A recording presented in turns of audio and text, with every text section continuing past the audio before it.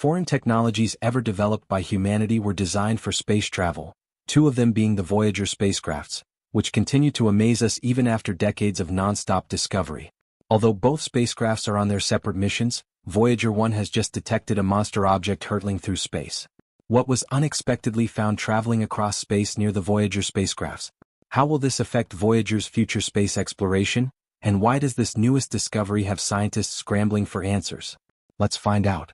As part of the Voyager program, NASA launched Voyager 1 on September 5, 1977, intending to study the outer solar system and the interstellar region beyond the Sun's heliosphere. Voyager 1 launched 16 days after its twin Voyager 2 entered interstellar space and is the first artificial object to do so. Its purpose is to explore the furthest reaches of space and the deeper levels of our solar system. Voyager 1 has been traveling for more than 45 years and is now the object created by humans that is the farthest distance from the planet, estimated to be 14 billion miles away. Despite this, light from the Voyager 1 spacecraft only needs 22 hours, 2 minutes and 54 seconds to reach Earth, so we are still able to collect new data from the spacecrafts despite their far reach into the cosmos. Voyager 1 was launched after Voyager 2 because of a quicker path, and it left the asteroid belt before its twin on December 15, 1977. In April 1978, while it was around 165 million miles, 265 million kilometers, from the planet, it started its Jovian imaging mission. Jupiter's atmosphere seemed more tumultuous in images returned than during the Pioneer flybys from prior years. Voyager 1 started taking pictures on January 30, 1979, and continued doing so every 96 seconds for 100 hours. This resulted in a color time-lapse video that showed 10 revolutions of Jupiter. The spacecraft entered the Jovian moon system on February 10, 1979, and in early March, it found a narrow ring around Jupiter that had never been seen before. This discovery alone was a major milestone for the NASA crew back on Earth. Then, on March 5, 1979, Voyager 1 made its closest proximity to Jupiter at about 174,000 miles, 280,000 kilometers. Subsequently, it passed by several of Jupiter's moons, including Amalthea, Io, Europa, Ganymede, and Callisto, in that order, sending back stunning images of their landscapes and revealing entirely new worlds to planetary scientists. One of the most intriguing discoveries was made about the planetary body Io, where photos revealed a strange yellow, orange, and brown globe with at least 8 active volcanoes spouting material into space, making it one of the most geologically active planets in the solar system. The existence of active volcanoes raised the possibility that the oxygen and sulfur in Jovian space may be due to sulfur dioxide-rich volcanic plumes from Io. Thebe and Métis, 2 more moons, were found by the spacecraft. Voyager 1 made its first course adjustment after its encounter with Jupiter on April 9, 1979, in order to be ready for its rendezvous with Saturn on October 10, 1979. A second adjustment made sure the spacecraft wouldn't collide with Saturn's moon Titan, and in November 1979, it made a flyby of the Saturn system, which was just as stunning as the first time. 5 new moons were discovered by Voyager 1, along with a ring system with thousands of bands, wedge-shaped transient clouds of minute particles in the B ring that were dubbed spokes, a new ring, the G ring, and shepherding satellites on either side of the F ring that maintain the ring's sharp edges. The spacecraft captured images of Titan, Mimas, Enceladus, Tethys, Dione, and Rhea during its approach to Saturn. The incoming data suggested that all the moons were mainly composed of water ice. Titan was the target that Voyager 1 passed by on November 12, 1979, at around 2,500 miles, 4,000 kilometers. Images revealed a dense atmosphere entirely obscuring the surface. The probe discovered that nitrogen comprised about 90% of the moon's atmosphere. At the surface, there were 1.6 atmospheres of pressure and a temperature of minus 292 degrees Fahrenheit, minus 180 degrees Celsius. According to atmospheric data, Titan may be the first planet in the solar system other than Earth where liquid may exist on the surface. Nitrogen, methane, and more complex hydrocarbons were also found, suggesting that primordial chemical processes might be conceivable on Titan. At 23:46 on November 12, 1980, Voyager 1 made its closest approach to Saturn at around 78,290 miles. After the near collision with Saturn, Voyager 1 set out on a course to leave the solar system at $3.50, 523 million kilometers, per year, 35 degrees to the north of the ecliptic plane, and roughly in the direction of the Sun's apex with respect to nearby stars. The spacecraft was not pointed toward Uranus and Neptune due to the unique need for the flyby of Titan. The first portrait of the solar system as viewed from outside was created on February 14, 1990, when Voyager 1's cameras were oriented backward and took roughly 60 pictures of the Sun and planets. The photos were captured at a distance of 40 Australian dollars, 3.7 billion miles or 6 billion kilometers, from the Sun. The pale blue dots image, widely famous due to Cornell University professor and Voyager scientific team member Carl Sagan, 1934 to 1996, was created from a mosaic of those pictures. The picture has also been referred to as the Solar System Family Portrait, despite the absence of Mercury and Mars. Only Mars's dark side was visible to the cameras because Mercury and Mars were on the same side of the Sun and couldn't be seen. The two Voyager spacecraft took 67,000 photos before taking the last batch. Their cameras were switched off to save power and memory for the intergalactic voyage. After the last planetary encounter concluded in 1989, Voyager 1 and 2 missions were declared part of the Voyager interstellar mission, formally launched on January 1, 1990. The new mission aims to take NASA's investigation of the solar system beyond the region around the outer planets and even farther to the furthest points of the Sun's sphere of influence. Data collection on the boundary between the heliosphere, the area of space dominated by the magnetic field and solar field of the Sun, and the interstellar medium is one of the specific objectives. When Voyager 1 passed Pioneer 10 on February 17, 1998, at a distance of 69 Australian dollars and 40 cents from the Sun, it took the title of the most distant human-made object in existence. On December 16, 2004, the scientists working on Voyager 1 stated that at 94 Australian dollars, Voyager 1 had recorded high magnetic field intensity readings, suggesting that it had hit the termination shock and was now in the heliosheath. On August 25, 2012, the spacecraft finally left the heliosphere and became the first spacecraft ever to measure the interstellar environment. According to NASA, Voyager 1 detected significant changes in the environment, including an increase in charged particles and cosmic rays in June 2012.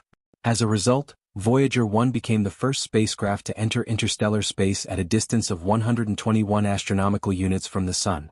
This signaled the inner boundary of the heliosphere.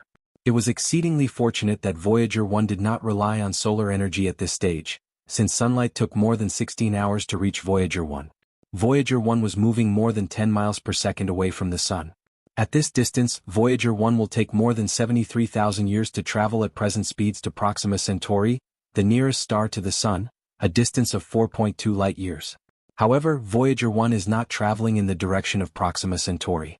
Instead, it is traveling in a different direction, making a straight line towards a constellation. According to a NASA study, Mission Control at Voyager 1 reportedly detected significant collisions with high-energy particles in 2012. These particles were once believed to be cosmic rays from supernova explosions far beyond the solar system. Along with this rise in high-energy particles, there was a sharp decline in low-energy particles from the Sun. According to researchers at Johns Hopkins University, these two events were sufficient to confirm that Voyager 1 had totally left the heliosphere and was now in interstellar space. The magnetic characteristics of this location appeared to be different from what had been predicted. However, scientists soon saw something unexpected in the data. Dr. Ed Stone, the project scientist for the Voyager spacecraft at the California Institute of Technology, said in a statement, "Voyager has discovered a new region of the heliosphere, which we had not realized was there. Apparently we're still inside, but the magnetic field is now connected to the outside, so it's like a highway letting particles in and out." This unusual magnetic field phenomenon revealed that the area was 10 times stronger than experts had first thought. It was anticipated to be the final obstacle to be cleared before Voyager 1 had left the solar system and entered interstellar space. Since Voyager 1 entered interstellar space in 2012, scientists have been eagerly awaiting feedback from the spacecraft, as no spacecraft had ever before left the heliosphere in the history of human space exploration. However, they were taken aback when, during one observation cycle, Voyager 1 started sending strange, and to be quite frank, terrifying data. Data from Voyager 1 seemed to be generated at random, reflecting very improbable events that weren't expected to occur in interstellar space. According to NASA's Jet Propulsion Laboratory representatives, Voyager 1's AACS, Attitude Articulation and Control System, was the source of the unexplained data. The system was responsible for sensing and computing Voyager 1's antenna orientation to maintain the probe's communication with Earth for appropriate signal transmission and orientation. Scientists were baffled by the origin of the strange signal and useless data that Voyager 1 had returned. The probe seemed to be functioning generally as it could still observe, collect data, and relay it back to mission control on Earth, even though the data was essentially useless. Voyager 1 and 2 were almost 45 years old at this stage in their journey, far longer than had been anticipated at the beginning of the mission. However, despite having several systems turned off to save power, Voyager 1 and 2 consistently sent back accurate and readable data throughout the mission. Since Voyager 1 is currently 14.5 billion miles from the Earth, there is a significant lag in the signal exchange between the probe and NASA mission controllers. Over 22 hours passed between the time it takes for signals from Voyager 1 to reach Earth and the time it takes for signals to be sent back to the probe. Mission Control has concluded its weeks-long effort to piece together the puzzle of the unusual signals Voyager 1 transmitted back. NASA recently identified the problem's underlying cause. They found that Voyager 1's antenna control system, which maintains the probe's antenna constantly pointing toward the Earth, had experienced a glitch. The system started transmitting data via a damaged computer turned off years ago. Although the data was correct and readable on its own, it unintentionally became corrupted during transmission through a damaged computer, sending the useless telemetry data back to Earth. NASA claims that after identifying the source of the issue, they merely needed to issue a new instruction to Voyager 1, telling it to cease transmitting data to the damaged computer and start utilizing its healthy computer in its place. According to NASA, this was a simple adjustment, and Voyager 1 is now delivering accurate data regarding its most recent views of interstellar space. Despite not receiving a directive, scientists are still trying to determine why Voyager 1 started utilizing the faulty computer. There have been several speculative theories in the scientific community. The changeover to the corrupted computer was most likely brought on by Voyager 1 coming into contact with some kind of cosmic radiation carrying charged particles that warped system instructions. While mission controllers believe this was an isolated incident, there has been widespread speculation that the likelihood of a similar situation occurring again is highly probable due to the unknown nature of interstellar space. However, this still remains a theory, as NASA has not yet provided an account of what they believe was the cause of the system malfunction. While Voyager 1 has been in interstellar space for much longer, Voyager 2 only recently entered this region of space in 2018, and it may soon run into the same issue. Voyager 1 has been essential in advancing our knowledge of the solar system's planets and the heliosphere, which was previously just an abstract idea. Voyager 1 and 2 are both 45 years old, yet they were initially intended to last just 5 years. Mission commanders are optimistic that they can prolong both probes' useful lives until at least 2025, or until their power source runs out. In the following 3 years, Voyager 1 will continue to be able to send back data, though that won't signify the end of its galactic journey. In about 300 years, the space probe is predicted to maintain its current speed and enter the Oort cloud. Mission Control included the golden record in Voyager 1's construction in anticipation that the probe would drift across space for hundreds of thousands of years. This record has several messages, including greetings in 55 languages, recordings of various performers, and a child's voice. In the improbable event that Voyager 1 discovers extraterrestrial life, they will receive a taste of what life is like on Earth. Voyager 1 will stay within the solar system until it leaves the Oort cloud in another 14,000 to 28,000 years. However, if we define our solar system as the Sun along with everything that principally orbits the Sun, the communication capabilities aboard the probe will ultimately become unattached from Earth and continue to drift across space for all eternity. The satellite is anticipated to maintain a connection with Earth until 2036. The Voyager 1 satellite probe travels at an approximate average speed of 39,000 miles per hour, using the orbit of each planet to propel it to the next. It is thus the quickest spaceship that humans have created. There are still many discoveries this spacecraft will make, some of which may happen even in the lives of the next generation. However, this will only last until NASA completely loses communication with the spacecraft. Thanks for watching, and while you're still here, make sure to click the video on your screen for more mind-blowing videos about space. I'll see you there.